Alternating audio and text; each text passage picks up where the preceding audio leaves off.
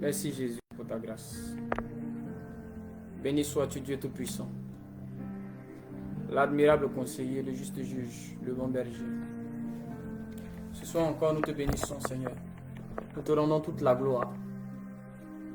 Nous t'appelons ce soir, Père, afin que tu viennes prendre le contrôle de ce moment-là. Nous ne voulons rien faire sans toi, car la Bible déclare que si l'Éternel ne bâtit, celui qui bâtit, bâtit en vain. Et ce soir, Seigneur, nous voulons bâtir, construire ce moment avec toi. Nous voulons passer ce moment avec toi. Viens, s'il te plaît. Viens siéger, Seigneur, dans ce moment-là. Viens, Saint-Esprit de Dieu. Prends le total contrôle de ce moment. Depuis le commencement jusqu'à la fin. Et que tout ce qui n'est pas de toi, Seigneur, soit chassé du milieu de nous. Ce soir, Père, saisis-toi encore de ce moment-là. Pour venir changer les choses dans notre cœur, dans notre âme, dans notre esprit. Là où, Seigneur, nous avions du mal, là où un frère, une sœur avait du mal, Seigneur, à se détacher des choses incompatibles, des choses qui nous retardent, des choses qui nous combattent. Seigneur, je prie que l'attachement soit maintenant défait. Viens nous donner la force, Seigneur, de nous détacher de ces choses, de nous détacher de ces objets, de ces personnes, de ces situations, de ces sentiments. Toi seul as la capacité, Seigneur, de donner à un homme, de donner à une femme, de donner à une famille, Père, la force nécessaire pour se séparer de certaines choses. Et ce soir, nous t'appelons au secours. Ce soir, nous crions à toi, Seigneur, comme David pouvait le dire. Je lève les yeux vers les montagnes, d'où me viendra le secours. Et le secours ne vient ni d'un homme, mais le secours vient de l'Éternel. Et ce soir, mon Dieu, mon roi, nous avons nos regards sur toi, Seigneur. Nous avons notre cœur qui est fixé sur toi. La soif de notre être, Seigneur, est orientée sur toi. Nous t'appelons et nous t'attendons ce soir. Viens nous guérir pour certains. Viens nous délivrer pour certains. Viens nous orienter pour certains. Viens ouvrir les portes pour d'autres, Jésus.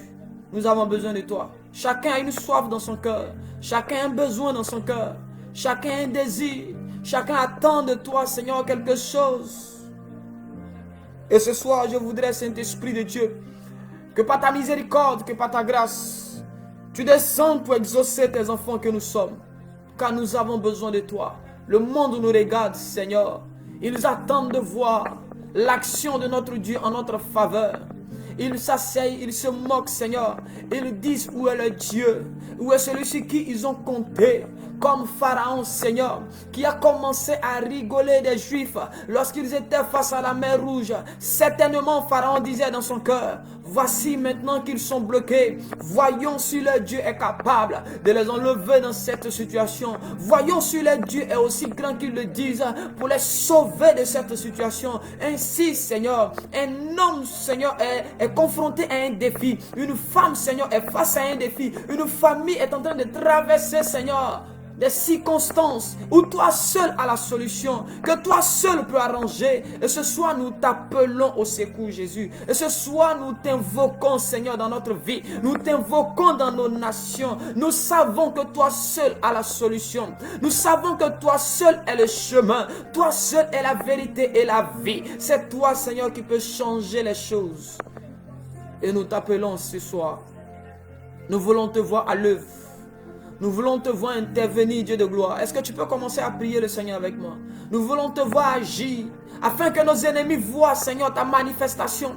Afin que nos ennemis puissent voir tes œuvres dans nos vies, Seigneur. Et qu'ils aient la bouche fermée. Et que, Seigneur, la honte et la confusion soient les partages. Seigneur, tu as dit que ceux qui se confient en toi, Seigneur, ne seront jamais dans la confusion, ne seront jamais dans la honte. Depuis combien d'années des hommes et des femmes, Père, ont placé leur confiance en toi. Ils attendent le secours, ils attendent le secours de ta part. Ils soupirent après un secours de ta part. Seigneur, lève-toi ce soir et commence à agir dans leur vie. Commence à intervenir, s'il te plaît. Nous avons besoin de toi. Au nom puissant de Jésus-Christ, nous avons prié. Merci Saint-Esprit de Dieu. Merci Seigneur. Alors que Dieu vous bénisse abondamment, Klaus Ted, l'homme heureux, Léotine Kwame, que Dieu soit avec toi, Dieu de gloire, mes lumières, Marie Esther, mon fils Warren, l'apôtre Richard, l'apôtre Rossiclair, pardon. Mon apôtre, que Dieu te bénisse abondamment. Que la grâce de Dieu soit encore sur vous. Commencez à taguer quelques personnes qui ne savent pas que nous sommes là. Commencez à partager afin que plusieurs personnes puissent vraiment se rendre compte et savoir que nous sommes là. Parce que Facebook, souvent de fois, n'envoie pas les notifications. Voilà, il bloque les notifications. Donc quand on commence, plusieurs ne savent pas qu'on a commencé. Il faut t'asseoir, monsieur. Il faut t'asseoir là. Voilà. Que Dieu vous bénisse abondamment. Est-ce que quelqu'un peut commencer déjà à taguer quelques personnes? Est-ce qu'on peut partager dans des groupes? Même dans le groupe WhatsApp, est-ce qu'on peut partager déjà? Alors, sans plus tarder, nous allons prendre nos Bibles dans le livre de Genèse. Genèse chapitre 3, du verset 1er au verset 3. Je vais donc faire une lecture rapide, la parole de Dieu, et puis nous allons entrer dans le vif du sujet. Le serpent était le plus rusé de tous les animaux des champs que l'Éternel Dieu avait fait. Il dit à la femme, Dieu a-t-il réellement dit, vous ne mangerez pas de tous les arbres du jardin? La femme dit au serpent, nous mangeons du fruit des arbres du jardin. Mais quant au fruit de l'arbre qui est au milieu du jardin, Dieu a dit, vous n'en mangerez pas et vous n'y toucherez pas, sinon vous mourrez. Je continue au verset 4. Alors le serpent dit à la femme, vous ne mourrez pas du tout. Verset 5.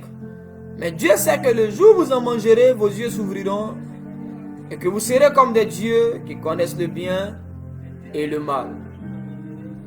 Et la Bible dit au verset 6, la femme vit que l'arbre était bon à manger, agréable à la vue et propre à donner du discernement. Elle prit de son fruit, elle en mangea. Elle en donna aussi à son mari qui était avec elle et il en mangea. Déjà, lorsque tu lis un peu la parole de Dieu, il y a quelques détails. Le serpent dit à la femme, si tu manges de fruits, là, tes yeux vont s'ouvrir. Et puis par la suite, la Bible, non, la femme vit que le fruit était bon à manger. Donc, quels yeux allaient s'ouvrir et avec quels yeux la femme voyait le fruit?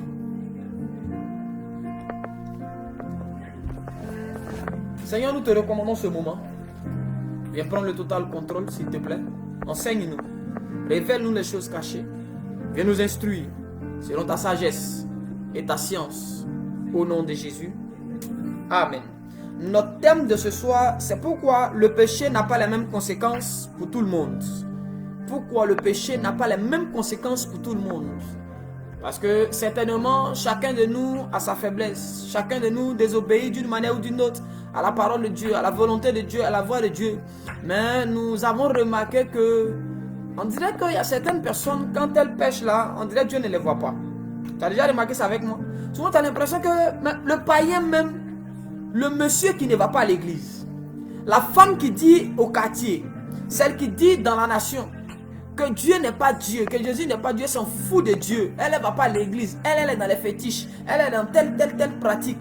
Et toi qui te consacres, tu as l'impression que c'est la personne qui renie le Seigneur qui est en train d'évoluer. Les jeunes sœurs qui sont dans le quartier, qui refusent de se consacrer à Dieu, alors que toi, tu te consacres, tu pries, tu jeûnes tout le temps à l'église, jusqu'à, on t'appelle même maman pasteur, on t'appelle la sœur en Christ, on t'appelle maman Marie. Et 2 jours plus tard, pendant que toi tu pries, tu jeûnes, tu cherches Dieu, tu te rends compte que ceux qui ne cherchent pas Dieu là sont en train de se marier. Tu as l'impression que la prière là, Dieu exauce ça, et puis toi, tes prières là, Dieu n'a pas besoin de tes prières. C'est comme si Dieu ne t'entend pas.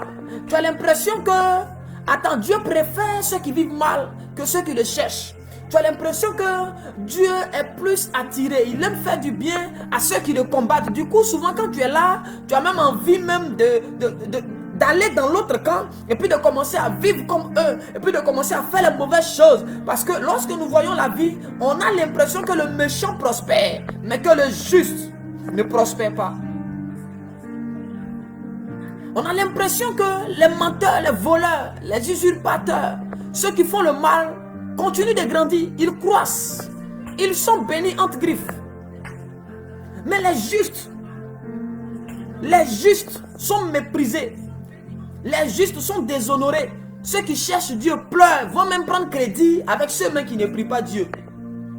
Ceux même qui ne prient pas Dieu, créent les entreprises, ça marche. Mais quand toi qui es enfant de Dieu, tu t'amuses à vouloir entreprendre, ton entreprise est démantelée, ton entreprise rencontre tellement de difficultés, tu fais faillite, tu n'arrives même pas à décoller, à peine tu as même l'argent pour financer tes projets. Mais ceux qui sont dans le monde, ça va vite avec eux. Lorsqu'ils essaient de faire quelque chose, paf, paf, paf, paf, ça marche. Et on se pose la question, mais pourquoi de telles choses nous arrivent-elles? Pourquoi est-ce que c'est à nous que ça arrive? Est-ce à dire que Dieu nous a oubliés? Est-ce à dire que Dieu nous a rejetés? Et c'est pour répondre à cette question que le Saint-Esprit m'a inspiré ce thème et il a commencé à me donner des réponses. Il a commencé à me parler. Écoutez-moi bien. Ce sont des questions que la plupart des hommes que nous sommes, nous nous posons. Je dirais la plupart des hommes qui cherchent Dieu réellement.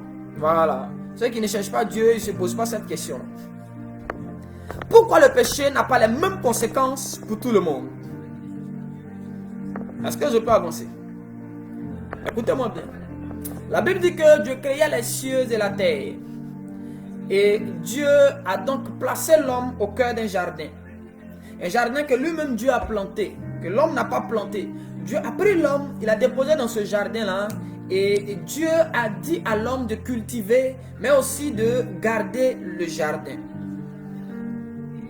Le péché, écoutez-moi bien. Est-ce que je peux avancer? Dieu a dit à l'homme, il y a un arbre que tu ne dois pas manger. Tu peux manger de tous les arbres, mais il y a un seul arbre avec lequel tu ne dois pas jouer. Ne t'amuse pas de manger cet arbre-là.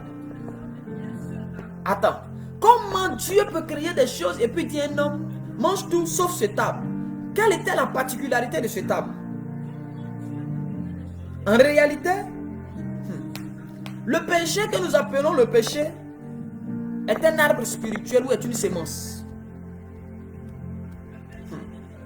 Adam pouvait se promener. Adam pouvait tuer des bêtes peut-être. Adam pouvait faire ce qu'il avait envie de faire dans le jardin. Mais il y a un fruit qu'il ne pouvait pas manger. Pourquoi? Le péché, c'était ce fruit-là. Écoutez-moi bien. Avant que cela n'arrive à Adam, la Bible dit qu'il eut un autre jardin dans les cieux.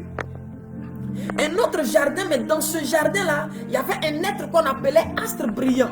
C'était un être angélique qui était dans ce jardin. Et comme il était dans un jardin, quand on entend jardin, on comprend déjà qu'on a affaire à des plantes, on a affaire à des arbres. Mais cet être angélique qui était dans ce jardin, lui aussi, un matin, on lui a dit jusqu'à ce qu'un matin, l'orgueil soit trouvé en toi.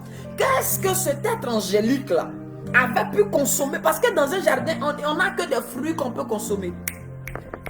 Et de même qu'on avait dit à Adam, mange tout, mais ne mange pas du fruit de cet arbre. Ainsi, l'être angélique qui était aussi dans un premier jardin avait été confronté à cette même loi. Et cet être angélique n'a pas pu résister. Je suis en train de parler du diable comme on le connaît bien. Cet être angélique-là n'a pas pu résister.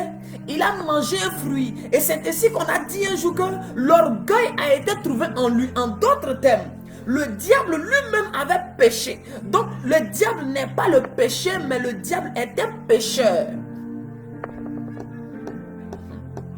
Le diable lui-même est un pécheur. Les anges déchus ont été déchus parce qu'ils ont péché, parce qu'ils ont désobéi à Dieu. Et la Bible déclare que c'est à la suite de ce péché-là que l'astre brillant, qui avait été chargé de l'adoration, qui était au milieu des pierres précieuses, a été déchu, a été précipité. Donc le péché n'a pas commencé dans le jardin d'Éden. Le péché a commencé dans un autre jardin. Le péché a commencé dans un autre jardin.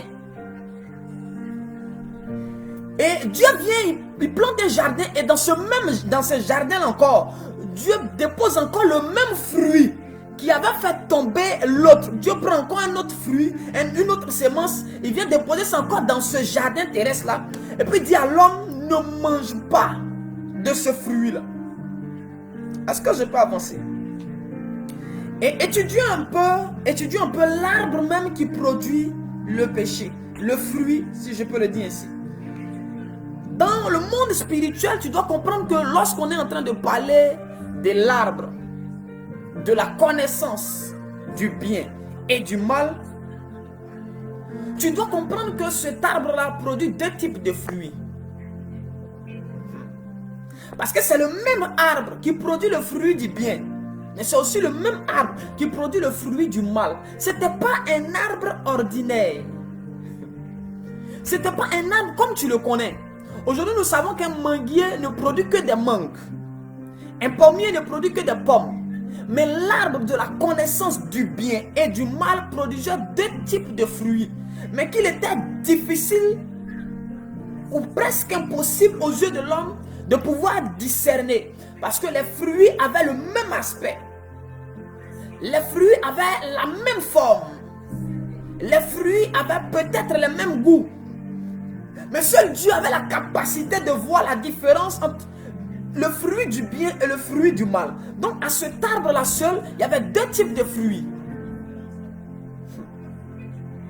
Mais Dieu a donc interdit à Adam de manger du fruit de cet arbre parce que Adam n'avait pas atteint un certain niveau spirituel pour pouvoir reconnaître, pour pouvoir faire la différence, la part des choses entre les fruits que cet arbre produisait. Adam n'allait pas être en mesure de reconnaître un fruit du bien d'un fruit du mal. Il allait mélanger les choses et s'il tombait sur un fruit de la connaissance du mal, ça aurait été dangereux pour lui. Donc Dieu a donc préféré dire à ce monsieur-là, il est préférable que tu manges de tous les fruits des arbres. Mais en ce qui concerne ce arbre qui est au milieu du jardin là, évite vraiment de toucher aux fruits de ce jardin et de cet arbre là. Est-ce que je peux avancer? Comment est-ce qu'un fruit peut avoir un si grand impact sur la vie d'un homme? Au point où le diable vient lui dire non, le jour où tu manges, voici ce qui va t'arriver. Le serpent vient dire à l'homme, si tu as mangé ça, tes yeux vont s'ouvrir, tu vas devenir comme Dieu. Donc il y a des fruits, il y avait une qualité d'arbre, parce que Adam mangeait d'autres fruits. Il y avait des arbres dont Adam avait la capacité et l'autorisation de manger le fruit. Mais les fruits de cet arbre-là, de ces arbres-là, ne produisaient pas l'impact majeur que l'arbre de la connaissance du bien et du mal pouvait provoquer sur l'être humain, sur l'homme. Suivez-moi très bien. Si vous ne comprenez pas cette partie-là, il sera compliqué de comprendre ce qui arrive. Donc, il existe une catégorie d'arbres, de semences, qui a la capacité vraiment d'impacter, de changer, de provoquer un changement dans le fonctionnement de l'homme. Il existe une catégorie d'arbres dont les fruits peuvent changer la vie d'un homme, peuvent transformer la vie d'un homme. Est-ce que je peux avancer? Si on a l'arbre de la connaissance du bien et du mal, quel autre arbre existe-t-il dont le fruit a la capacité de donner à l'homme des aptitudes et des qualités surnaturelles? Nous n'en connaissons pas encore. Mais cela ne veut pas dire que c'est l'arbre de la connaissance du bien et du mal seulement qui existe. Il existe certainement d'autres arbres, puisque dans l'Apocalypse, il est question d'un arbre dont les feuilles ont la capacité de guérir les nations. En d'autres termes, il y a derrière le jardin d'Éden un autre jardin dans lequel Dieu prend des semences et il vient souvent déposer ça dans certains jardins. Est-ce que je peux avancer? Écoutez-moi bien.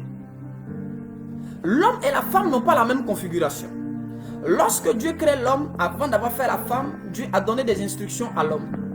Et c'est par la suite que Dieu m'a donc dit, il n'est pas bon que l'homme soit seul, faisons-lui une aide semblable. Ainsi, Dieu va donc faire une aide semblable à Adam. Écoutez-moi bien. Dieu a dit à l'homme, le jour où tu mangeras de ce fruit-là, tu vas mourir. Mais nous nous rendons compte que Ève mange le fruit interdit. Ève ne meurt pas. Je ne serai pas long. Ève mange le fruit de l'arbre interdit. Ève ne meurt pas. Pourquoi? Mais lorsque Adam, lui, il a mangé, il y a eu une conséquence. Quand Ève a mangé, Dieu ne s'est pas précipité pour apparaître. Quand Ève, elle a mangé, la preuve en est que Lorsque Ève a fini de manger, pour te prouver que quand Ève a mangé, ça n'a pas eu de conséquences. Lorsqu'elle est venue vers son mari, si Ève avait été nue, son mari lui aurait posé la question de savoir, mais qu'est-ce qui s'est passé avec toi pour que tu sois comme ça? Mais si Adam n'a pas posé de questions à Ève, c'est que elle avait certainement mangé, mais il n'y avait aucun impact sur sa personne. Sinon, nous deux, on est assis là, tu es habillé, tu te lèves, tu vas derrière la maison, tu reviens nu. Je vais te poser la question. Qu'est-ce qui s'est passé là où tu es allé pour que tu sois nu? Explique-moi, Adam n'allait pas aussi facilement manger de ce fruit-là.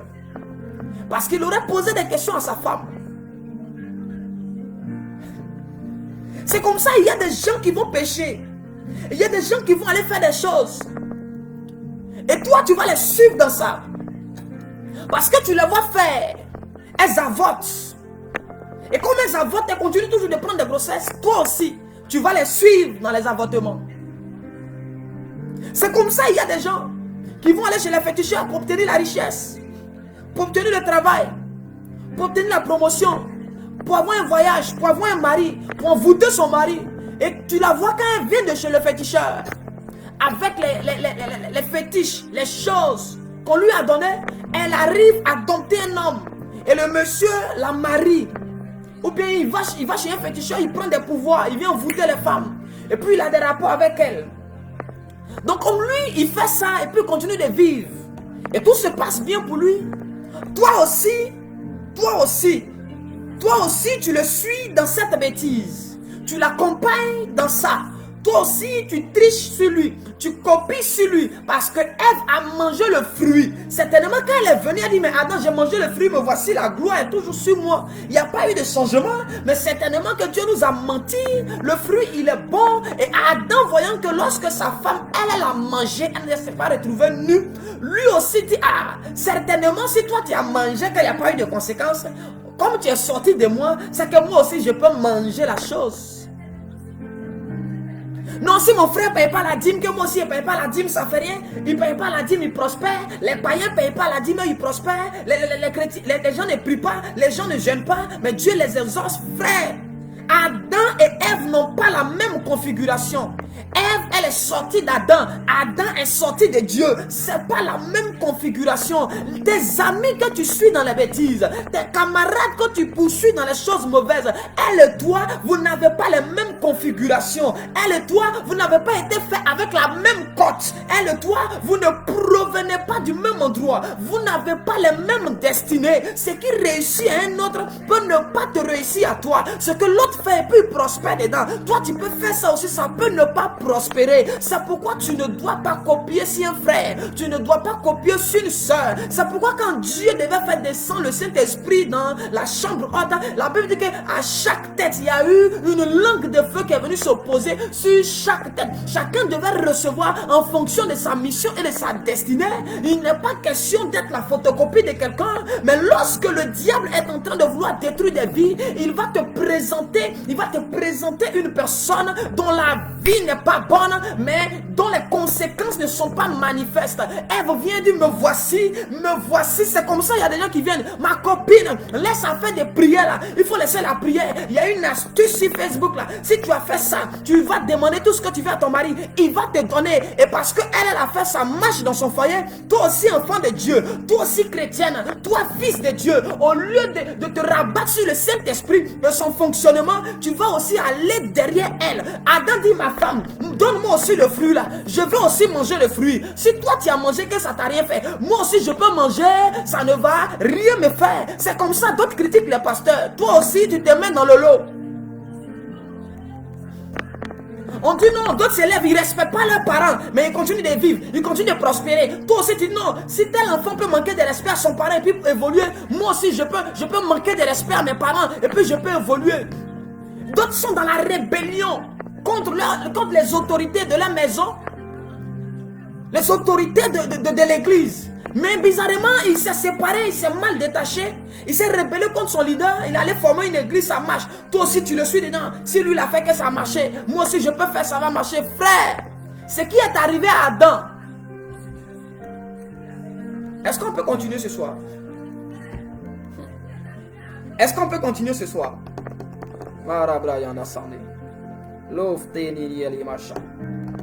Écoutez-moi bien. Il y a des personnes pour qui le péché ne va pas avoir de conséquences instantanées. Il y a des gens pour qui le péché n'aura pas de conséquences instantanées. Elle va manger, elle ne s'est pas retrouvée nue. Quand Adam s'est trompé, il a goûté. La Bible dit qu'il s'est retrouvé nu. La gloire qui était sur le monsieur là a disparu. Et bizarrement, c'est lorsque la gloire qui était sur Adam disparaît que celle aussi qui était sur Ève disparaît. Donc le péché que Ève faisait depuis le fruit, elle avait mangé depuis là, qui n'avait pas enlevé la gloire sur elle, à un moment donné, après un certain temps, le péché là a commencé à enlever la gloire sur Ève. Donc ceux qui sont en train de mal vivre, ceux qui sont en train de faire les mauvaises choses, et puis aujourd'hui tu ne vois pas les conséquences, calme-toi. La Bible dit que quand l'homme aura semé, il le moissonnera. Parce que lorsque Dieu veut parler de jugement, il utilise le principe de la semence et de la récolte. En toute semence qui se met en terre prend d'abord le temps de mourir, de pouvoir grandir, produire. Et lorsque c'est mûr, on peut maintenant récolter. La personne a semé le mal. Laisse que le mal puisse grandir. La personne a volé et puis on a menti sur toi. La personne est en train d'attaquer ton foyer. Laisse que le mal grandisse. Elle pensait que c'est Adam seul qui allait se retrouver nu. Elle dit que lorsqu'Adam a mangé, il s'est retrouvé, elle dit, aïe, mon mari tient nu. Aïe, mais qu'est-ce que c'est? Elle ne savait pas qu'au moment où elle parlait, elle-même, elle avait commencé à se retrouver nue. Là-bas, ça. Écoutez-moi bien. Il y a plusieurs personnes aujourd'hui qui se retrouvent dans cette situation. Dans le suivisme moutonnier. Parce que les autres ont fait. Alors moi aussi, je vais faire. Mais quand Adam a suivi Ève, Adam s'est retrouvé dépouillé de son autorité. Adam s'est retrouvé dépouillé de son pouvoir. Adam avait perdu sa position. Il avait perdu son impact. Il avait perdu la grâce et la faveur. Mais bizarrement, le péché d'Ève aussi a commencé à agir sur elle. Ce que tu es en train de faire aujourd'hui, et puis on te donne un conseil. Ma soeur, on ne cherche pas le mari d'autrui. Ma soeur, on ne cherche pas le mari d'autrui. Et puis tu ne veux pas écouter.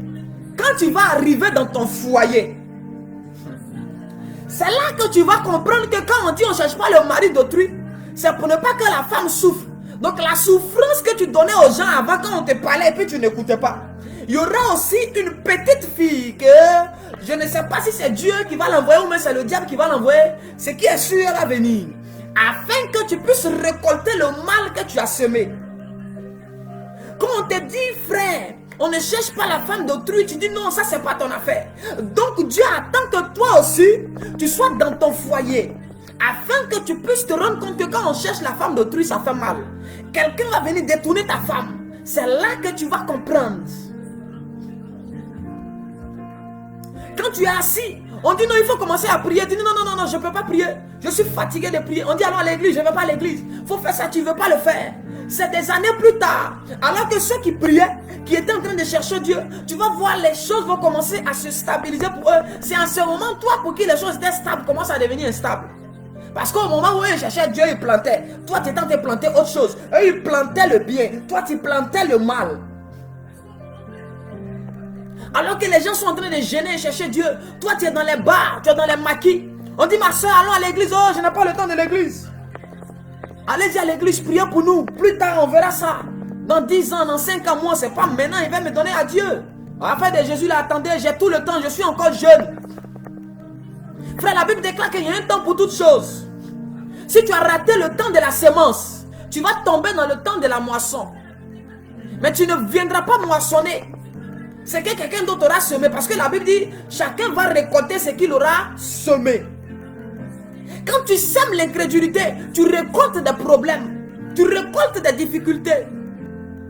Et beaucoup aujourd'hui, nous sommes en train de vivre les conséquences des péchés qu'on a commis hier, avant-hier.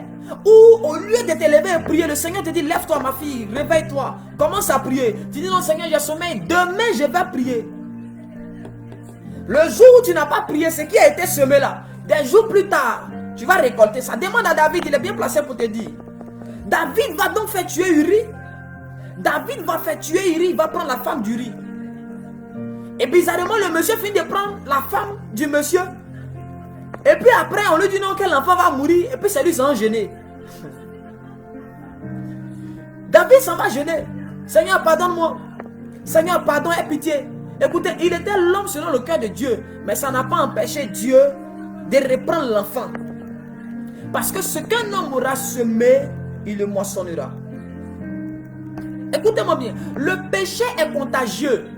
Le péché est comme une maladie contagieuse. Est-ce que je peux pousser? La proximité de Ève avec Adam, lorsqu'Adam est en train de désobéir, va automatiquement activer les conséquences du péché dans la vie de Ève. Puisque c'est elle qui apporte le fruit, je ne dirais pas la pomme, la Bible n'a pas dit que c'est une pomme, mais puisque c'est elle qui apporte le fruit à son mari pour dire mange. Donc la proximité, c'est pourquoi, écoutez-moi bien. Quand tu marches avec un pécheur, quelqu'un qui vit dans le péché, sache que son péché là peut avoir un impact sur ta vie. C'est pourquoi le Seigneur aimait dire à Israël, il dit sortez du milieu d'eux. Il dit sortez du milieu d'eux. Et afin de distinguer les enfants d'Israël des Égyptiens, il dit mettez le sang. Parce qu'il faut une séparation. Il faut une barrière. Il faut un mur de séparation entre vous et puis les autres. Sinon, vous allez aussi récolter. Parce que Ève était à côté d'un gars qui était en train de désobéir à la voix de Dieu. Le monsieur s'est retrouvé nu automatiquement, elle aussi, la nudité a commencé à la contaminer. Souvent, tu es assis là, tu marches avec quelqu'un, la personne n'a pas une bonne vie. Quand on te dit non, ma soeur, fais attention, ne dit-on pas que les mauvaises compagnies finissent par corrompre les bonnes mœurs? Mais en ce qui concerne le péché, ce n'est pas que la personne va forcément te pousser à pécher. Peut-être même que tu marches avec quelqu'un qui vit dans l'adultère. Toi, tu n'es peut-être pas dans l'adultère. Mais le fait que vous marchez ensemble, vous promenez ensemble, vous mangez ensemble, vous faites tout ensemble. L'onction du péché là va tomber sur toi. La proximité avec ce monsieur, avec cette femme-là, va te mettre sous la couverture de l'onction du péché. Et plusieurs aujourd'hui sont sous l'onction du péché de leurs amis. Plusieurs aujourd'hui sont sous l'onction du péché de leurs collègues, de leurs femmes, de leurs maris, de leurs enfants. Parce qu'il y a une proximité. Pour que l'ombre des pierres soit à mesure de guérir les gens, il faut que ces hommes-là se trouvent à quelques mètres de Pierre. Il faut une proximité avec Pierre. De sorte que l'ombre des pierres les couvre. S'ils sont loin, l'ombre ne pourra pas arriver là-bas. Donc c'est la proximité qui produit la guérison. Donc si la proximité avec un homme de Dieu peut produire une guérison, donc la proximité avec un pécheur peut produire le malheur et la malédiction.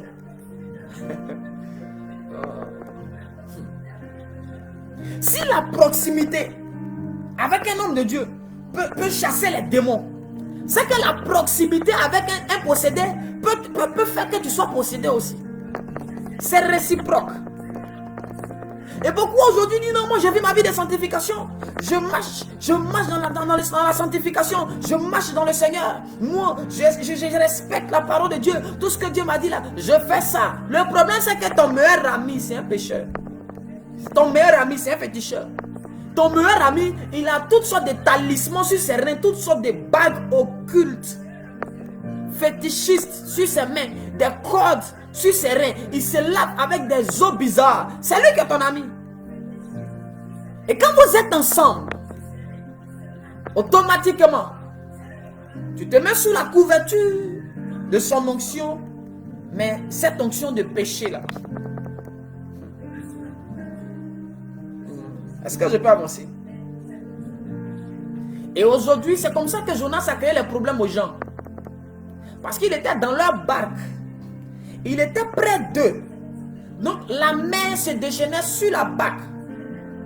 Et tous ceux qui étaient dans la barque avaient les problèmes. Ce n'est pas que ces hommes-là aient fait ce qui a déplu à Dieu. Mais ils ont pris un homme qui était en rébellion contre Dieu. Ils ont soulevé un gars que Dieu recherche.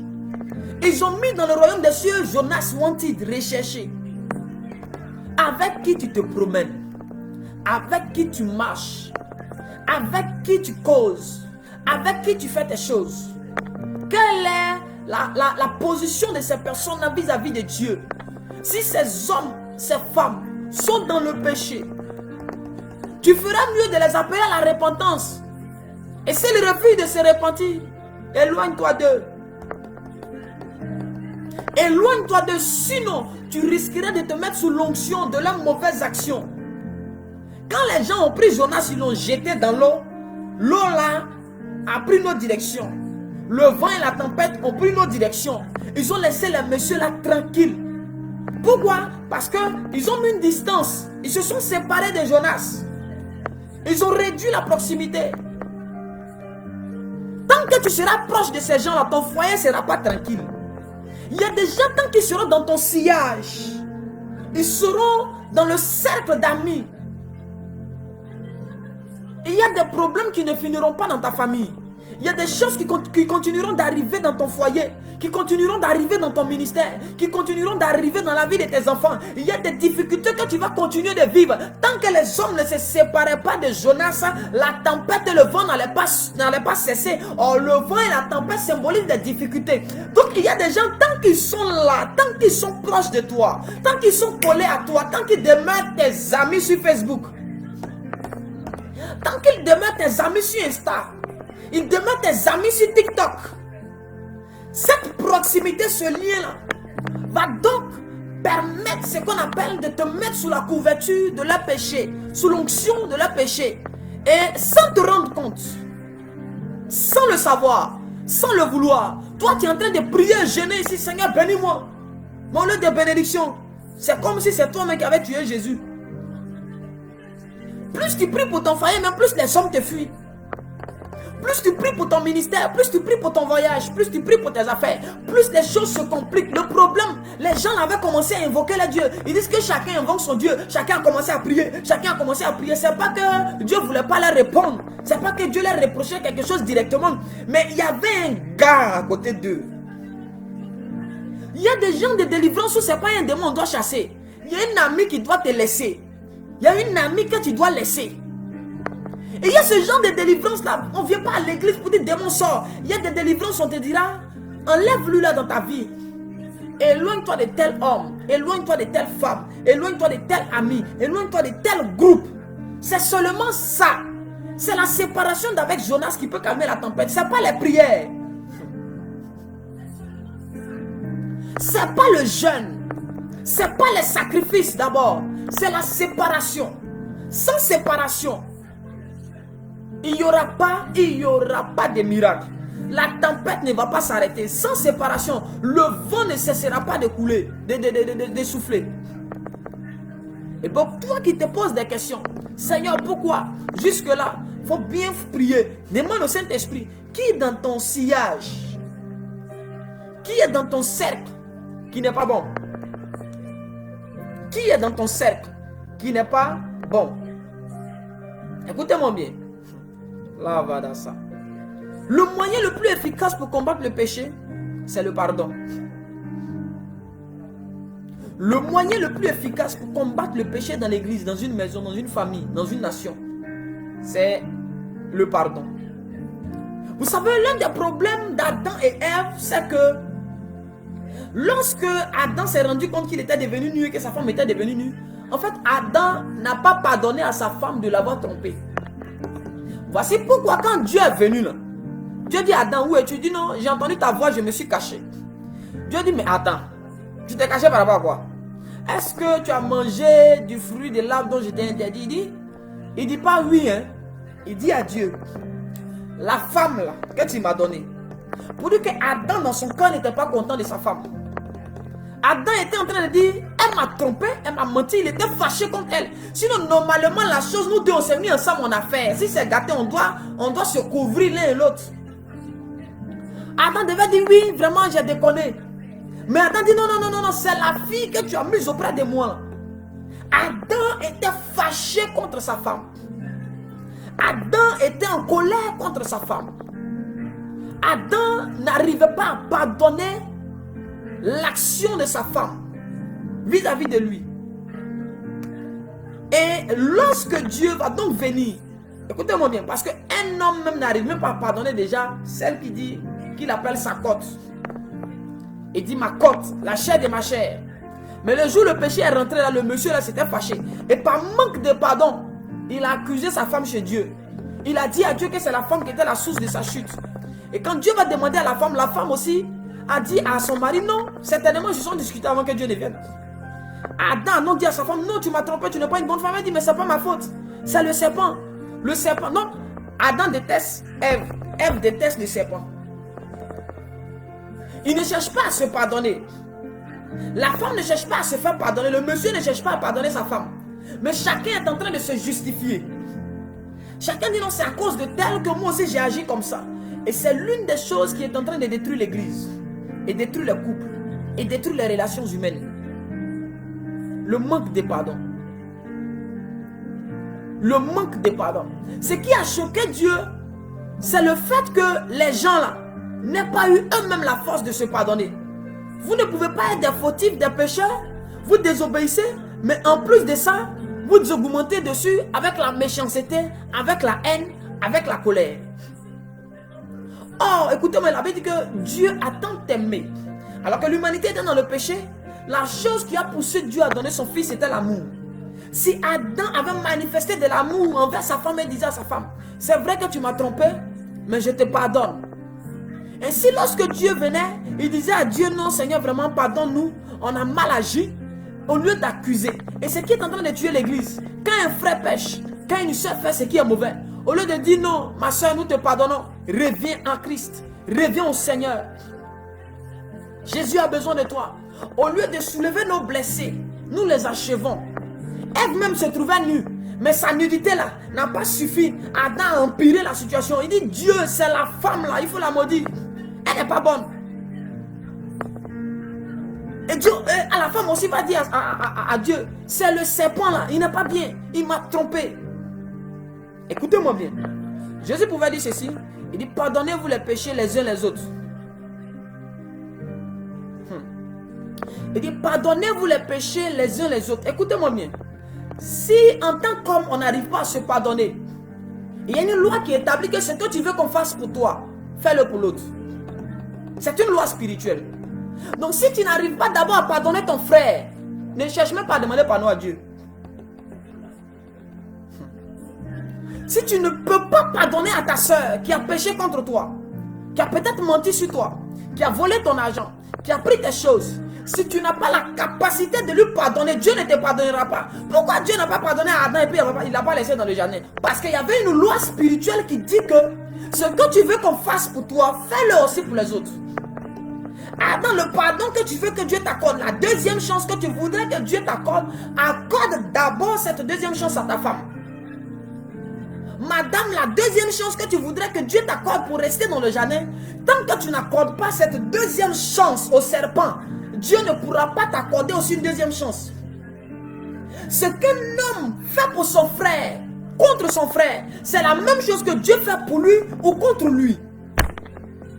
Il y a des lois terrestres, mais il y a aussi des lois spirituelles. Et cette loi-là va obliger Dieu à dire à l'homme qu'il avait fait à son image et à sa ressemblance. C'est à la sueur de ton front que tu auras ton pain désormais. Il va maudire la femme, il va maudire la terre. Dieu va donc dire au serpent, toi tu vas ramper, tu vas manger la poussière. Pourquoi Dieu peut-il se fâcher? Parce que des hommes n'ont pas appris à se pardonner. Pourquoi veux-tu que Dieu pardonne à ton mari alors que toi-même, tu ne lui as pas encore pardonné?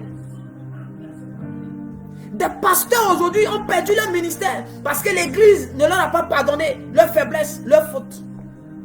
Des fidèles aujourd'hui ont quitté des églises parce que le pasteur n'a pas pardonné des faiblesses, des fautes, des manquements, des écarts de comportement.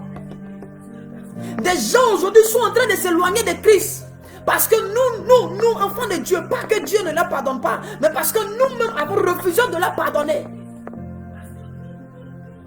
Nos familles sont divisées parce que nous ne nous pardonnons plus les uns les autres. Frère, Dieu savait que les gens allaient manger. Il savait, il est Dieu, il sait tout. Il a vu quand elle va manger. Il est omniprésent. Ou bien il n'est pas omniprésent. Il a vu quand elle va manger. Il a vu quand elle donnait à Adam, quand Adam mangeait. Dieu a vu. Dieu a vu. Mais c'est l'attitude après avoir fait ce qui est mauvais. Dieu attendait que Adam manifeste de l'amour et de la compassion envers sa femme. Il devait faire ce qu'il voulait que Dieu fasse pour lui. C'est ce qu'il devait faire. Pourquoi quand tu mens, le mensonge là, Dieu prend ça en compte et puis il te frappe.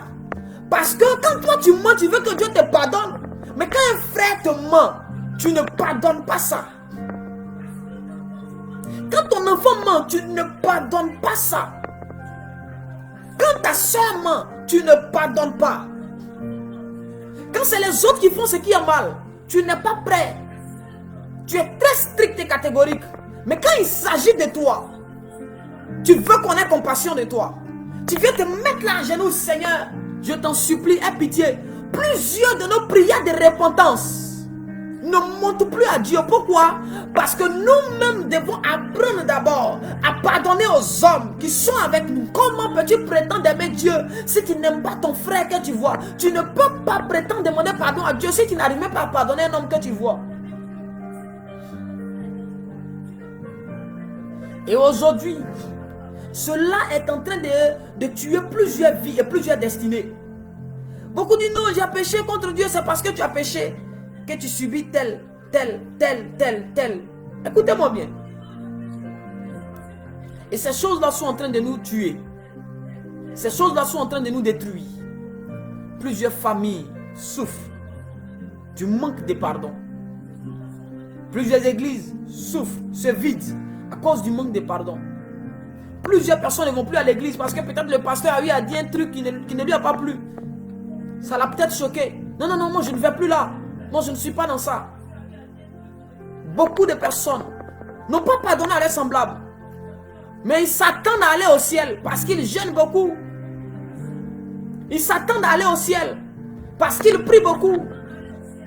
Ils s'attendent au secours de Dieu. Seigneur, tu as dit dans ta parole, invoque mon jour de la détresse et je te répondrai. Frère, il ne suffit pas d'invoquer. Mais avant d'invoquer, on prend des dispositions. Même ceux qui sont dans l'occultisme, ils ne s'arrêtent pas là du jour au lendemain pour invoquer un esprit. Avant d'invoquer un esprit, il y a des dispositions qu'on prend.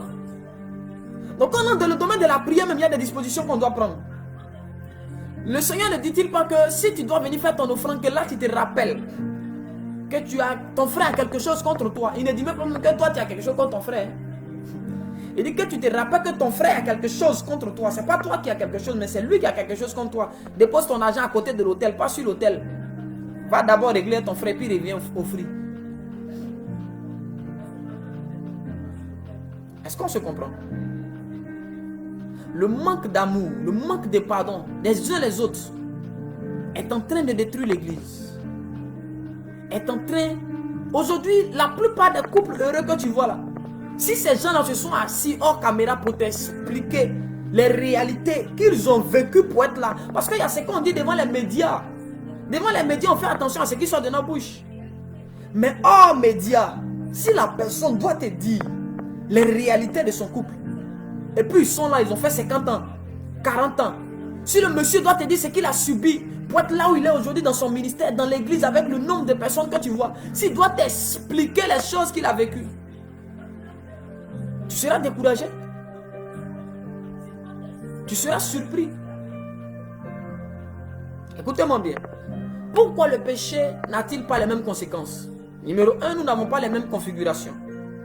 La destinée de ton frère n'est pas ta destinée. La vie de ta soeur n'est pas ta vie. Ainsi, ça ne peut pas avoir, le péché ne peut pas avoir les mêmes conséquences sur nous.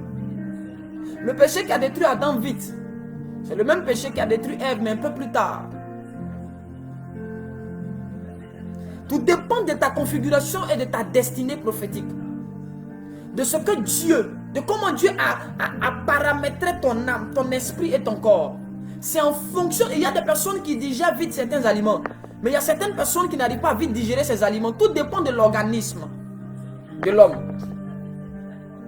Tout dépend de l'organisme de l'être humain. C'est comme ça, certaines personnes comprennent vite les messages. Mais il y a certaines personnes à qui on doit répéter 2 fois, 3 fois, 4 fois le même message pour que ça puisse rester. Tout dépend de comment son esprit, son âme et son corps ont été paramétrés. C'est en fonction de ça qu'il marche, qu'il opère. Tu dois d'abord veiller à ce que la configuration de ton être soit connue et maîtrisée par toi avant de t'engager dans certaines choses. Parce que, écoutez-moi bien, le péché qui a tué ton frère là, ce même péché là peut ne pas te tuer. Ou le péché qui ne te tue pas là, peut être le péché qui tue ton frère, qui tue ta soeur. Il y a des choses que d'autres sont allés faire, mais aujourd'hui ils sont vivants. Ces mêmes choses là, d'autres sont allés les faire, ils sont morts. C'est le même fétiche. C'est le même sacrifice, le même rituel qu'on a demandé. Mais l'autre allait faire, il est mort. L'autre a fait, lui, il n'est pas mort. Pourquoi? Parce que ce n'est pas les mêmes configurations. Il y a des gens qui vont aller chez des féticheurs. Je suis venu pour un problème. Le féticheur va te dire, toi, la solution de ton problème ne se trouve pas ici. Toi, il faut aller à l'église. Il y a des féticheurs qui sont honnêtes. Pas les féticheurs malhonnêtes. Il te dit clairement que ta vie là, les fétiches là, ça ne peut pas te réussir. Il y a plusieurs, on a eu des témoignages. Ils sont allés chez des féticheurs, on les a chassés. Le féticheur, toi, tu cherches quoi ici? Sors d'ici. Il ne faut plus te voir dans mon coin ici. Sors d'ici. Pourquoi? Parce que son être n'est pas paramétré pour ces choses-là. Son esprit ne répond pas à ce genre d'activité, à ce genre de science, de pratique. Pourquoi les péchés n'ont pas les mêmes conséquences? Écoutez-moi bien. Je continue et puis je vais chuter. Il y a une chose que les agents des ténèbres ont développée. Dans le monde spirituel, les agents de Satan qui sont sur la terre ont mis en place un système. Et ce système-là fait que la Bible dit que l'âme qui pêche, c'est elle qui mourra.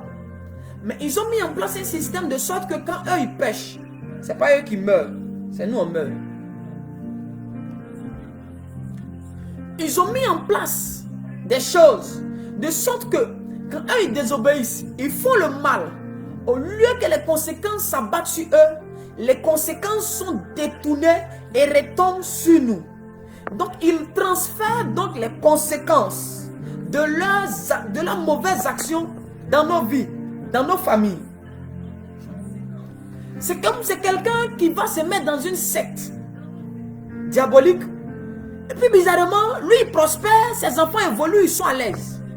Toi la pauvre servante de Dieu, la pauvre chrétienne, qui prie, qui jeûne, tu as l'impression que c'est tes enfants qui meurent. Elle est dans la sorcellerie, elle est dans la magie, ses enfants prospèrent. Toi qui vas à l'église, c'est tes enfants qui meurent. Toi qui n'es même pas dans la sorcellerie même. Toi tu es là comme ça. Mais ce sont tes enfants qui meurent. C'est la vie de tes enfants qui est bloquée. Ce sont les affaires de tes enfants qui sont bloquées. Ce sont vos choses qui se perdent. C'est vous qui avez toujours des problèmes. Vous tombez malade, vous tombez malade. C'est vous toujours qui tombez malade. C'est vous toujours qui tombez malade. Pourtant, vous ne faites rien de mauvais. Parce que dans le monde spirituel, il y a une pratique par laquelle on arrive à détourner les conséquences des mauvaises actions dans la vie. On oriente, on canalise, on oriente les conséquences des mauvaises actions vers d'autres personnes. C'est ainsi que la Bible peut dire, des pères ont mangé des raisins, mais les dents des enfants se sont agacées. Comment c'est les parents qui mangent et puis c'est les dents des enfants qui s'agacent? Pour que tes dents soient agacées, il faut que ce soit toi qui aimes manger. Mais c'est eux qui mangent, mais les conséquences tombent sur les enfants. Pourquoi? Parce qu'il y a eu ce qu'on appelle le système de transfert des mauvaises conséquences. Il te transfère le mauvais héritage.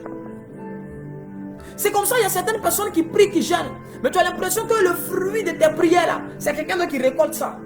Parce que s'ils peuvent transférer les mauvaises conséquences de leurs actions, c'est qu'ils peuvent aussi transférer les bonnes conséquences de tes bonnes actions. C'est qu'ils peuvent aussi transférer les conséquences de tes bonnes œuvres. Ils peuvent venir aussi prendre ça. Ils échangent. Donc ils te donnent ce qui est mauvais et puis ils prennent ce qui est bon en toi. Et plusieurs, pour certaines personnes, c'est arrivé par des rapports sexuels. Pour certaines personnes, c'est arrivé par un cadeau qu'un agent ténébreux t'a offert. Aujourd'hui, les jeunes filles aiment tellement les téléphones de marque, les vêtements de marque, les sacs de marque. Le monsieur, il vient, il t'achète une chaîne hors plaquée. Il vient, il t'achète un sac très cher. Il t'achète un grand téléphone qui vient de sortir, un smartphone.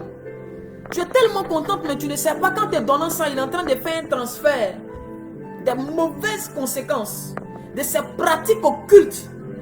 Il va offrir des sacrifices, il va tuer des enfants, il va faire des choses. Et puis il finit, il vient t'offrir. Et parce que tu as appris sans le savoir, tu viens comme ça de prendre les mauvaises conséquences de ses actions et de ses œuvres. Tu viens comme ça de détourner la colère de sa vie et de l'orienter sur ta vie.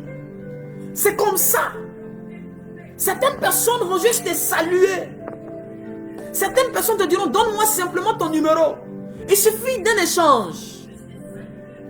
Il suffit d'un regard. Il suffit que la personne te touche dans le métro. Vous jouez avec Satan. Il suffit que vous vous frôlez dans le bus.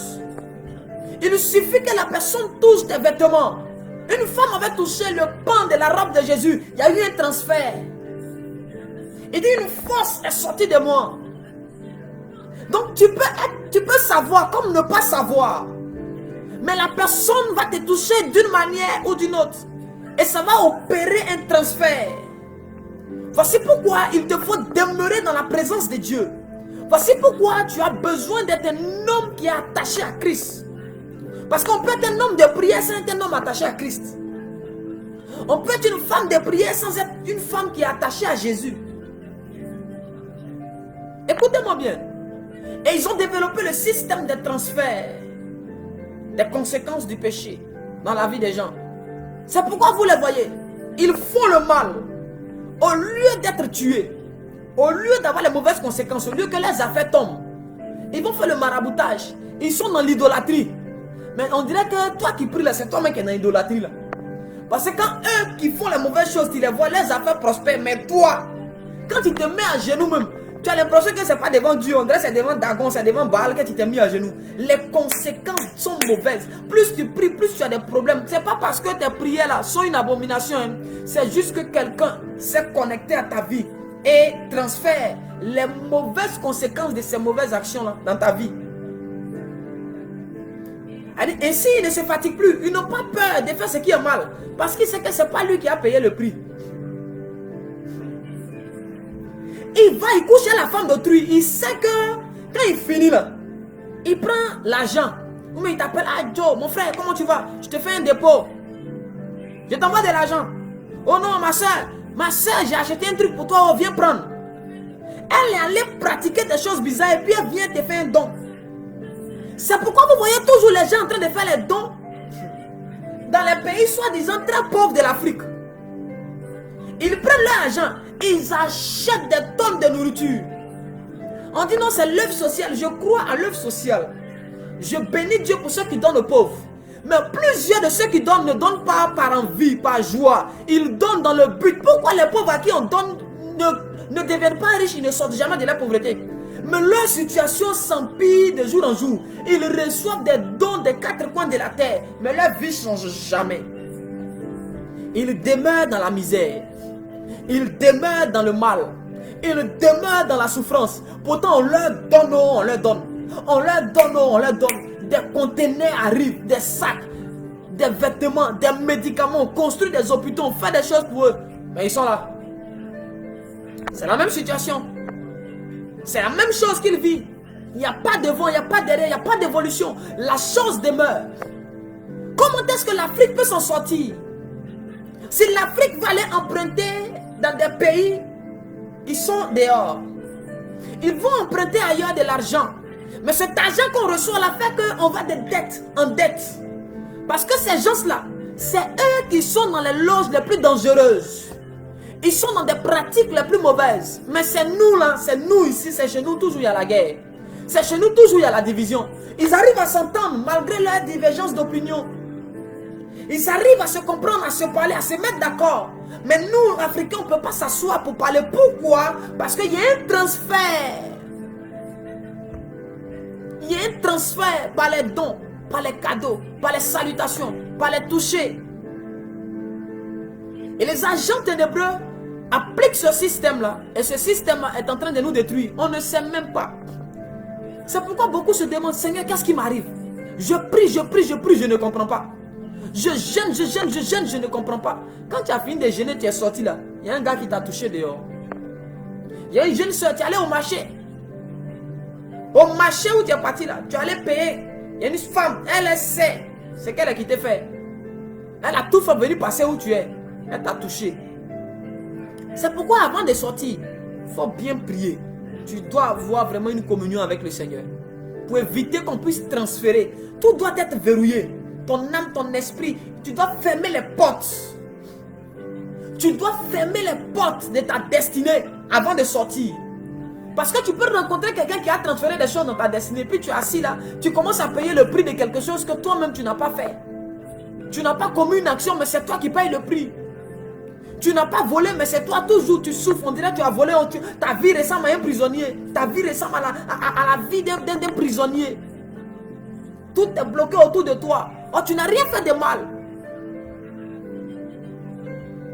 Parce que des hommes méchants sont allés et ont activé les transferts du mauvais héritage. Ils se sont connectés à ta vie. Ils se sont connectés à ta destinée. Par des dons, par un toucher. Est-ce que je peux avancer un peu? Et puis je vais arrêter tout à l'heure. La deuxième des choses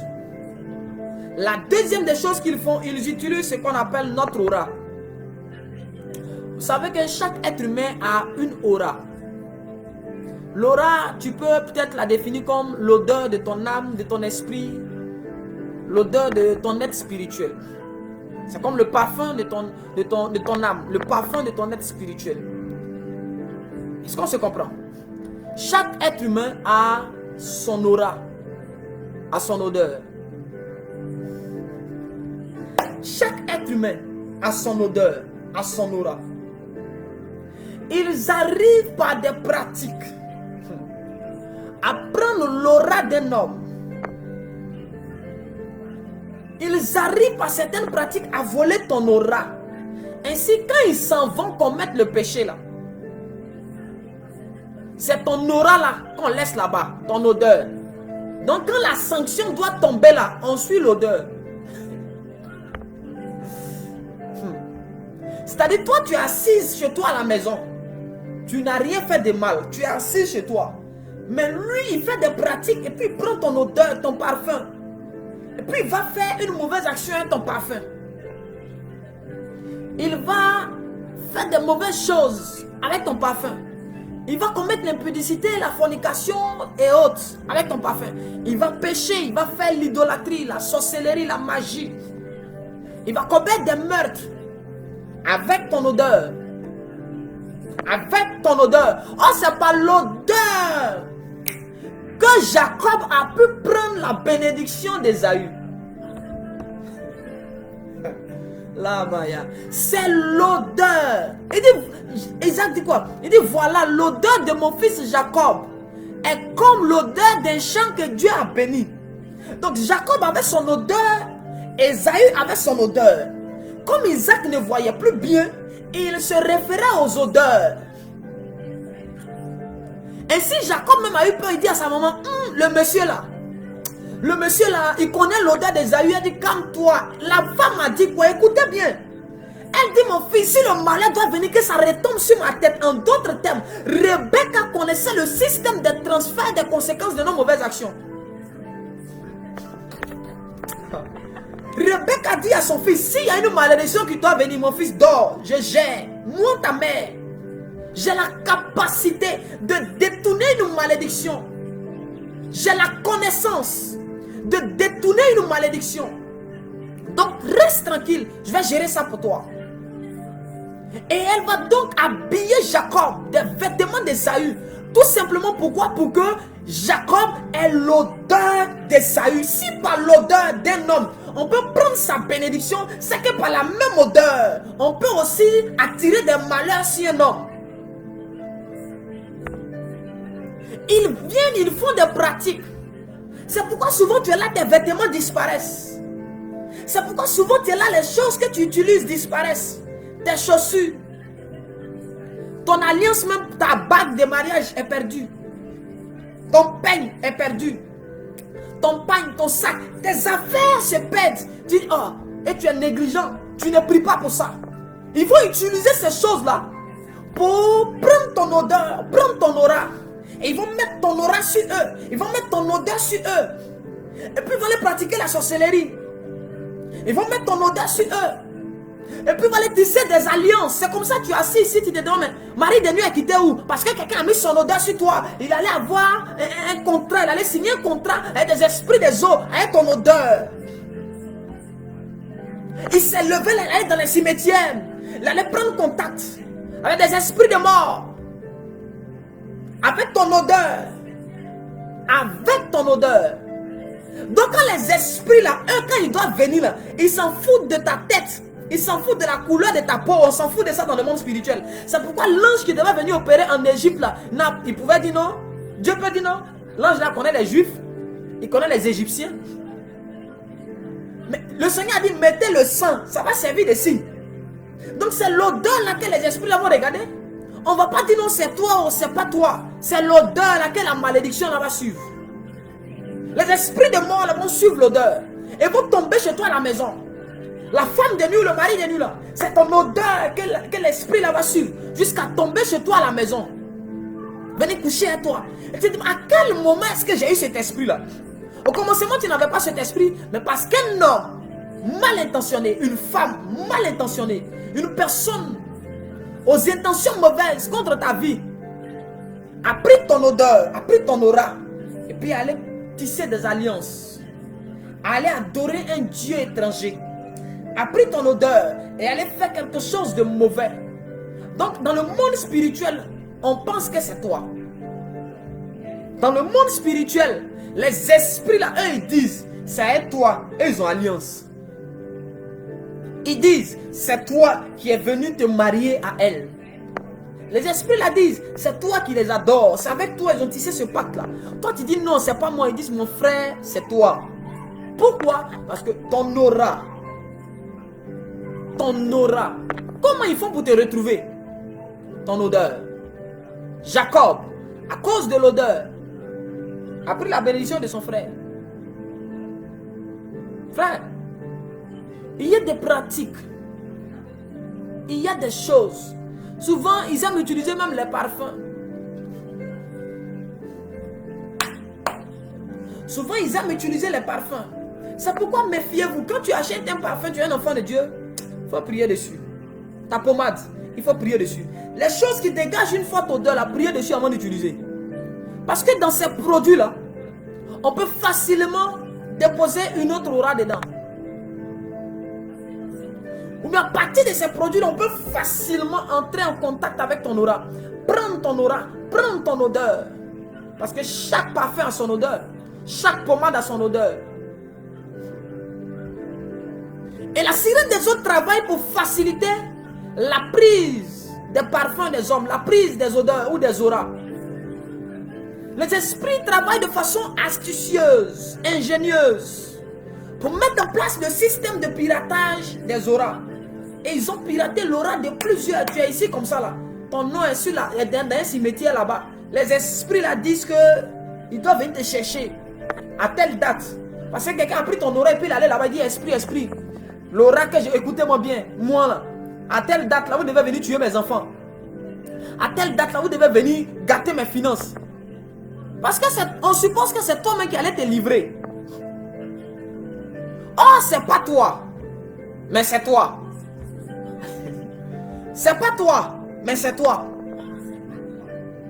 Quand Esaü vient, il dit, ah papa, je suis venu, mais tu as déjà passé premièrement, il était déjà béni. Il dit, c'est pas moi, il dit, non, c'est toi. Il était déjà béni, il dit, béni-moi, il n'y a plus de bénédiction, il était déjà béni. Il dit, ah, c'est que c'est ton frère qui a pris.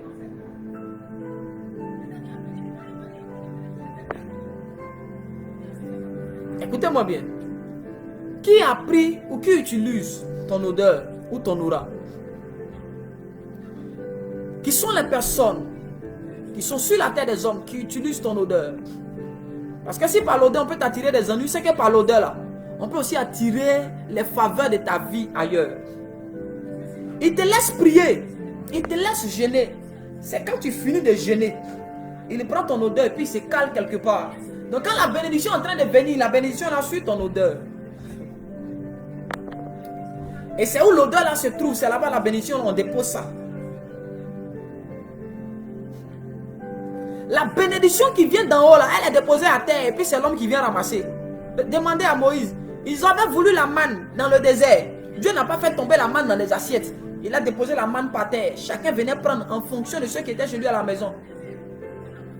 Donc, ils savent, ils connaissent ce principe-là. Donc, qu'est-ce qu'ils font? Ils utilisent notre aura et nous laissent jeûner, prier, qu'on intensifie notre aura. On purifie notre aura, on travaille de sorte, on prie, Seigneur, bénis-nous, bénis-nous. Donc, quand les esprits sont sur le point, les anges sont sur le point d'emmener la bénédiction, là, ils viennent, ils piratent ton aura, là, et puis ils s'assoient quelque part là-bas, et puis on dépose la bénédiction dans le secteur où l'aura là est. Et puis le monsieur, après, il vient, et puis il prend ta grâce. C'est comme ça, il y a des gens ici, on l'a dit toujours. C'est ton oncle là qui travaille à ta grâce. Même des entre-griffes serviteurs de Dieu. Des gens qui entre-griffes sont des serviteurs de Dieu travaillent souvent avec l'aura. On dit non, ils travaillent ton onction, ils travaillent ton esprit. Ils travaillent avec l'aura de leurs enfants spirituels. Ils travaillent avec les faveurs, les grâces de leurs enfants spirituels ou des enfants de leurs frères, de leurs soeurs. C'est comme ça on dit non, toi tu te bats, mais c'est pas ta vie que tu vis, c'est la vie de quelqu'un d'autre. Donc comment toi tu peux vivre la vie de quelqu'un d'autre alors que tu es dans ton corps? C'est ton âme, c'est ton esprit. Mais parce que c'est l'aura là, on oriente ailleurs.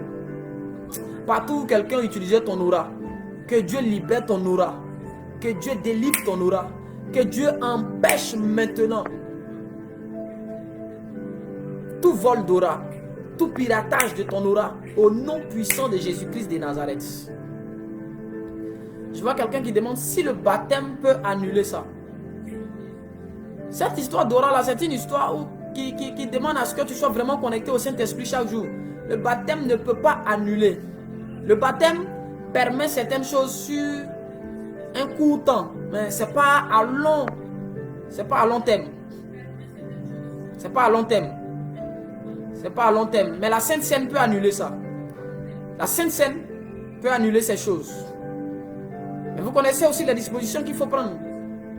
Vous venez manger le corps et la chair du Seigneur.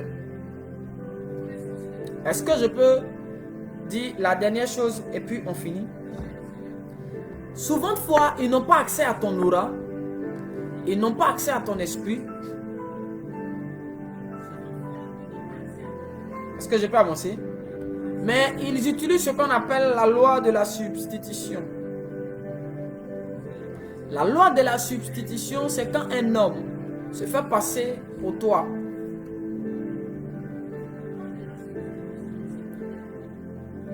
Il s'est fait passer pour toi. C'est-à-dire, avant d'aller commettre l'acte là, il fait des pratiques où il dit, il change son nom. Il dit moi. Par exemple, s'il veut se faire passer pour moi, il dit moi je suis le prophète Nyawa Joël. Il fait ces trucs, ces incantations, il dit je suis le prophète Nyawa Joël. Tout ce que je vais faire là, les conséquences là, doivent tomber dans la vie du prophète Nyawa Joël. Et puis il s'en va. Et puis il s'en va. Mais cette loi là ne marche qu'avec, il doit avoir quelque chose qui m'appartient. Il doit avoir un objet, quelque chose qui m'appartient. Ça peut être une photo. C'est ça qui va prendre comme point d'appui pour activer la loi de la substitution. Et c'est quand il prend ça là, il finit de faire ça. Il n'a pas mon esprit, il n'a pas mon âme, il n'a pas mon aura, il n'a pas mon corps. Mais quand il finit de faire, les conséquences là viennent dans ma vie. C'est lui qui fait, c'est toi qui es fatigué. C'est lui qui sort de son corps pour aller au village chaque nuit. Mais c'est toi qui es toujours fatigué chaque matin. C'est lui qui voyage en esprit du matin au soir. Mais c'est toi qui ressens la fatigue.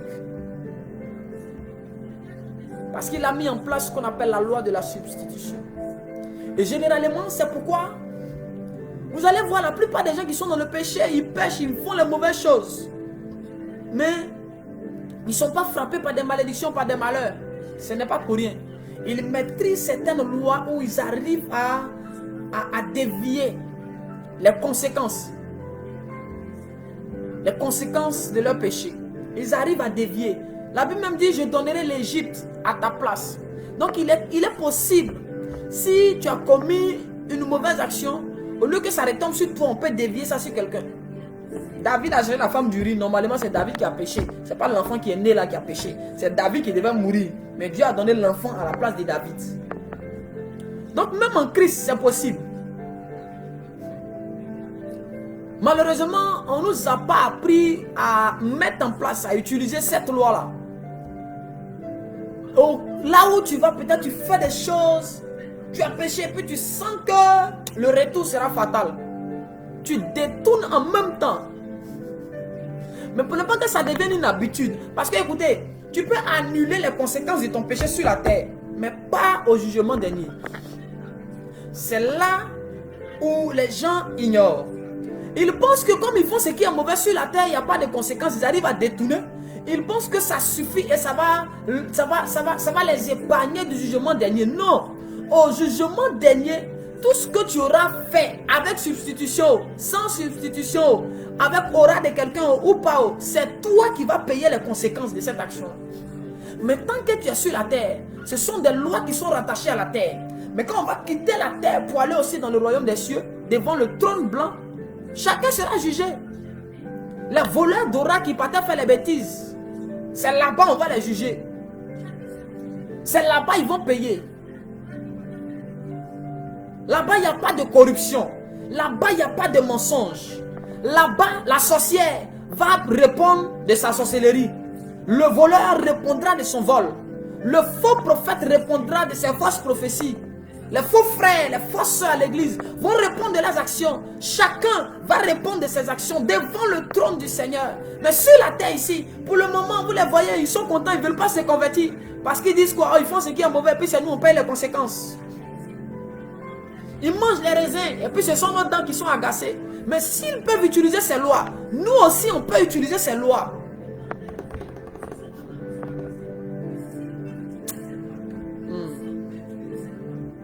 Écoutez, Satan n'a rien inventé. La plupart des choses qu'ils utilisent souvent de fois, c'est des choses qu'ils ont volées dans la vie de plusieurs autres hommes. Satan n'a pas fabriqué l'argent. La plupart des choses qu'ils ont, ils ont volé ça dans la vie de plusieurs hommes. Ils ont volé ça à plusieurs femmes. Donc c'est les choses volées qu'ils utilisent.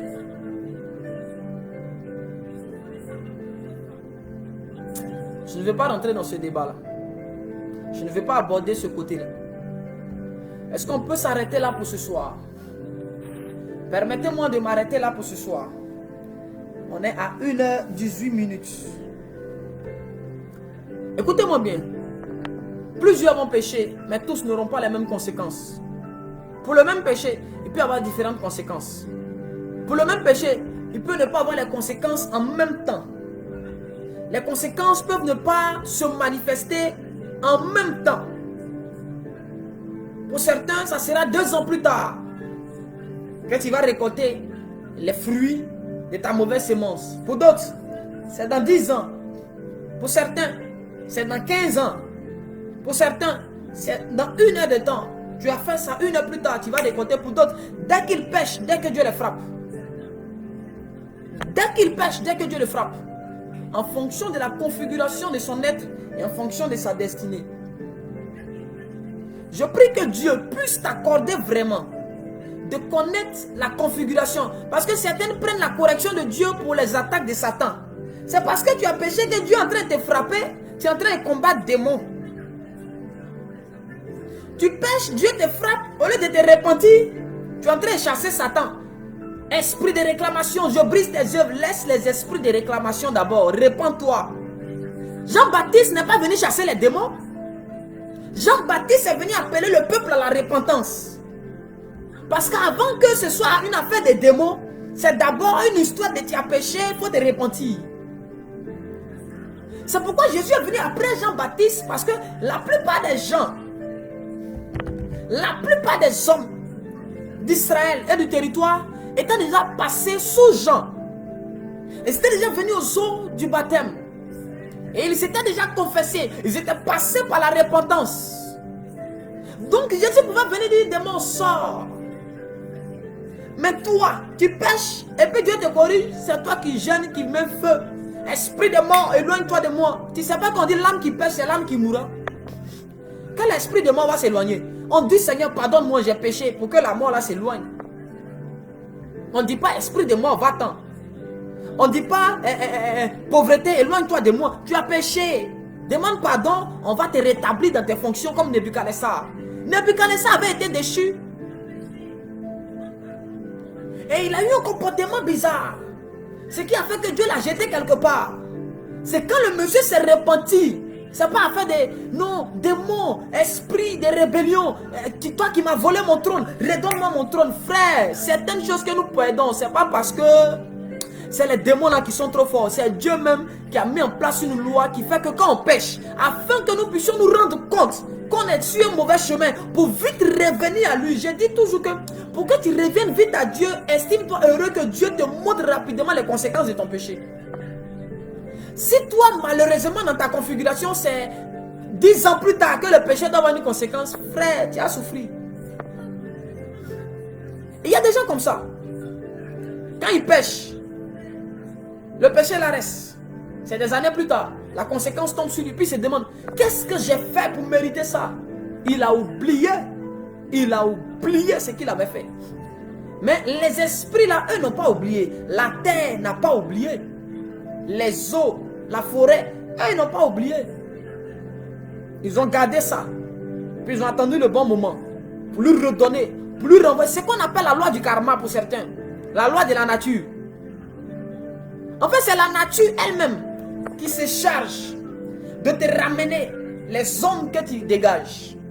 De te redonner ce que tu sèmes. C'est la nature, c'est la terre, c'est la terre, c'est la nature. C'est la nature qui se charge. Cette loi-là, c'est une loi de la nature. Donc la nature va regarder ta configuration, puis va attendre. Non, lui là, c'est 5 ans plus tard. Le type de sémence, c'est plus le type de terre qu'il représente. Attendons 5 ans pour lui redonner ce qu'il a fait. Et tu es là, tu vis ta vie, on dit frère, tu dois te repentir. Moi, j'ai fait quel péché? Parce que les dons sont là. Moi, j'ai fait quoi? Parce que l'argent est là, tout va bien. On te dit attention. C'est pourquoi tu es là, quelqu'un va rêver. Peut-être en 2023, il te dit, frère, je t'ai vu, tu t'es égaré. Tu dis moi, c'est pas moi. Faut pas dire c'est pas toi. Rentre en prière, Seigneur, pardonne-moi si j'ai péché.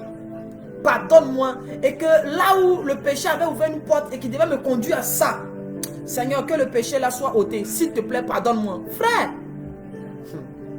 ne rentre pas, non, c'est pas moi. C'est pas de moi il s'agit. 10 ans plus tard, il s'agira de toi. 5 ans plus tard, tu vas comprendre que c'est qu'on a vu que tu as négligé là. Il s'agissait de toi. Quand ça va t'arriver, quand Noël disait, celui qui ne vient pas construire l'âge, celui qui n'entre pas dans l'âge, il va souffrir, il va mourir. Ils ont dit à Noël, tu es fou. Il ne pleut pas encore. Il n'a jamais eu de pluie sur la terre. Jusqu'à ce que les eaux soient libérées, que la pluie vienne. C'est là qu'ils ont compris que Noé ne mentait pas. C'est maintenant qu'il court, Noé vient, Noé dit c'est déjà trop tard. Vous devez récolter ce que vous avez semé. Dieu n'a pas fait descendre des anges, mais c'est la nature elle-même qu'il a utilisée contre les hommes. Parce que c'est ce qu'ils ont semé. Et c'est ce que la nature devait leur faire. Faisons attention. Nous devons chercher Jésus. Nous devons nous mettre en ordre. Nous ne devons pas jouer avec le péché. Nous ne devons pas jouer avec l'iniquité. Frère, Dieu a tant aimé le monde qu'il a donné son Fils. C'est pour que nous soyons débarrassés du péché. C'est pour que nous sortons de cette mauvaise vie. C'est pour que notre vie change. C'est pour que nous qui étions pécheurs hier, que nous devenons saints, parfaits. C'est pour que nous qui étions hier dans la boue du péché, nous soyons libérés du pouvoir du péché. Là où le sang des animaux avait échoué, le Seigneur a donné son Fils unique et son Fils a donné de son sang pour que toi et moi nous ayons la vie. Prenons garde à notre manière de vivre. Prenons garde à notre manière de faire. Les temps dans lesquels nous sommes sont des mauvais temps. Et Satan sait que l'une des portes principales par laquelle lui peut passer pour nous détruire, c'est le péché. C'est pourquoi il pousse plusieurs au péché. C'est pourquoi il colle à plusieurs des péchés par lesquels lui peut passer pour agir, pour nous affecter, pour nous attaquer, pour nous détruire. Que la grâce de Dieu soit encore sur vous. Que la faveur de Dieu soit encore sur vous. J'ai été honoré ce soir d'être le canal par lequel Dieu a bien voulu nous instruire et attirer notre attention sur les systèmes que le diable a mis en place pour provoquer des choses dangereuses dans nos vies. Faisons attention, le dehors est mauvais. Que le Saint-Esprit nous donne vraiment de marcher dans la crainte de Dieu, dans l'amour. Que Dieu nous donne d'apprendre à nous pardonner d'abord les uns les autres. Parce que la Bible dit, si on ne se pardonne pas, Dieu ne nous pardonnera pas. Afin d'être une famille solide, une église solide, une entreprise solide, une communauté solide, que Dieu nous donne l'amour dans notre cœur pour que nous nous pardonnons les uns les autres. Et que Dieu vraiment vienne fermer les portes de notre destinée à tout esprit méchant, à tout homme méchant qui voudrait utiliser notre aura, qui voudrait utiliser notre vie pour se débarrasser des conséquences de ces mauvaises actions. Que Dieu ferme les portes de nos destinées, de nos familles, de nos maisons, au nom puissant de Jésus-Christ de Nazareth. Ce fut un honneur pour moi de vous avoir servi. Shalom, rendez-vous est pris le vendredi. Vendredi à 15h GMT, nous serons encore là et nous allons développer un autre thème. Que Dieu vous bénisse abondamment. Shalom, shalom.